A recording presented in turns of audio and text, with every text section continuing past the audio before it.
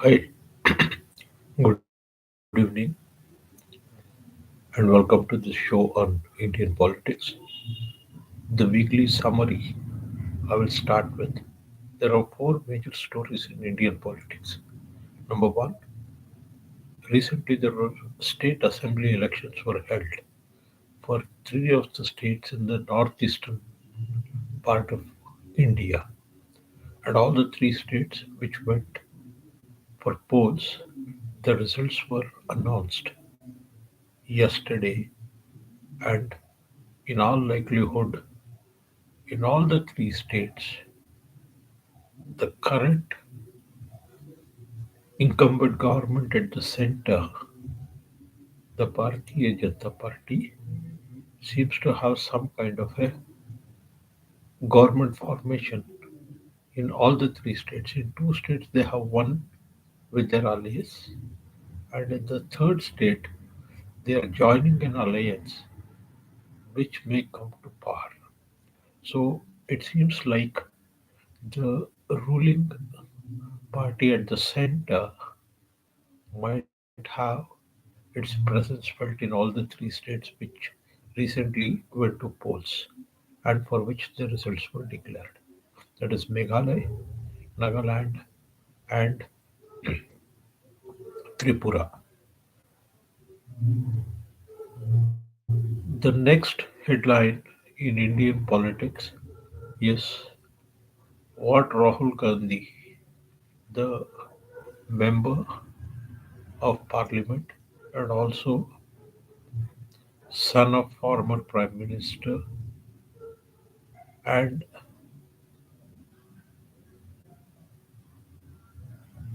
a very senior leader in the Indian National Congress Party, which ruled India for almost 4 decades like a family fiefdom, today had severe attack from the ruling party members at the center for his speech in Cambridge, where he was trying to sell his idea of India, a poor, underdeveloped, corrupt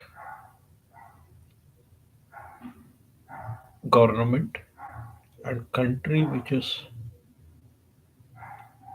run by fascists and facing a lot of insurgency issues all throughout.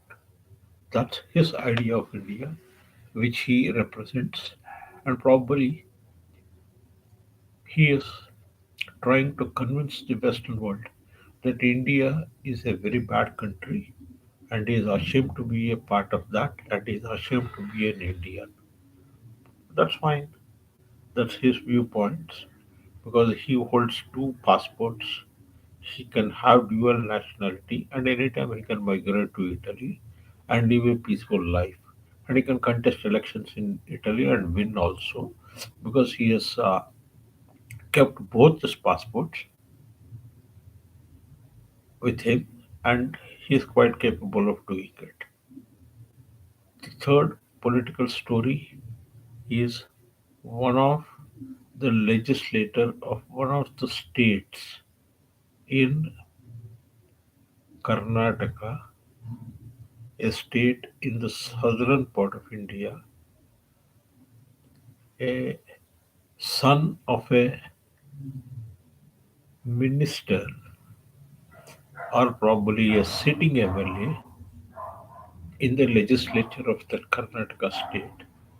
His son, who was in a government department working, was caught by the Anti Corruption Bureau and he was caught taking bribes. So there were raids at his home where lots of black money was unearthed and it has become a huge political issue because the party which is ruling that state okay, is Bharatiya Janata Party or the BJP, and that's the top political headline today, attacking the local government in that state of corruption and a 40% kickback for a very deal that they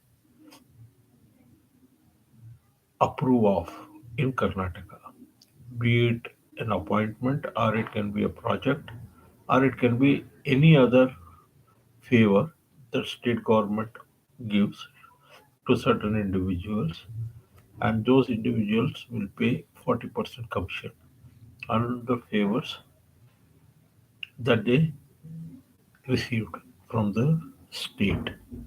That seems to be a kind of a story which is doing the rounds. So it's an eventful week politically, but I don't think this country politically will ever mature. The voters may mature.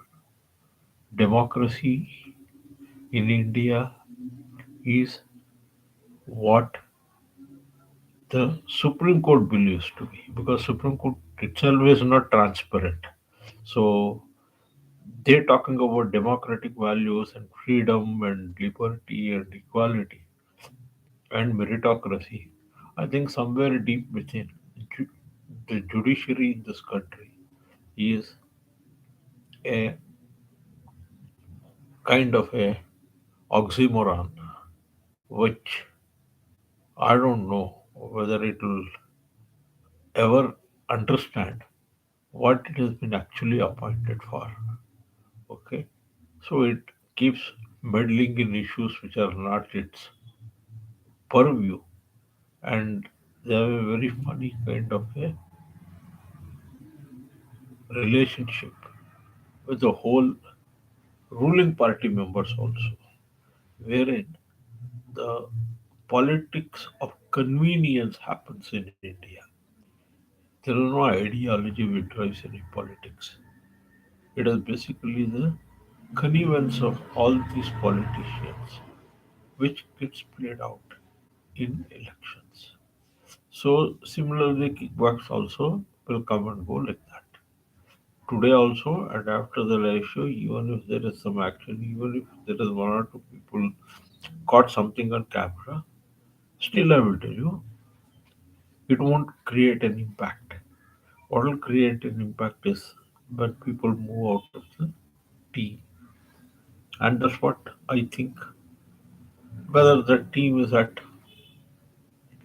the center or the state or anything, politically, some team has to be which has that wherewithal and the power to fight, will fight the ruling dispensation. But they need lots of money to do that. So that's what I foresee, because there is a general election slated in 2024. So opposition has to do something. So they have started doing all this. So there are many more things to come and many more surprises you will have. Now that India has been all out on this soil too for a very poor score, I think somewhere deep within me tells me that there is a kind of an understanding between the political leadership at the local level and the national level politics that most of the people play. They play as two different entities rather than they play as both being same entity. Club and the tournament both are not the same. Okay.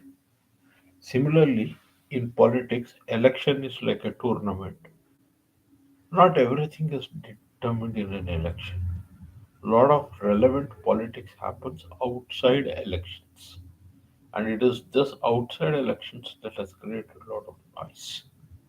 So I will go more detail into this in another video tomorrow, and I'm doing the pretty late and I'm also a bit tired today, so I will be able to do it tomorrow a more focused discussion on what has happened so far. Thank you very much. Good night.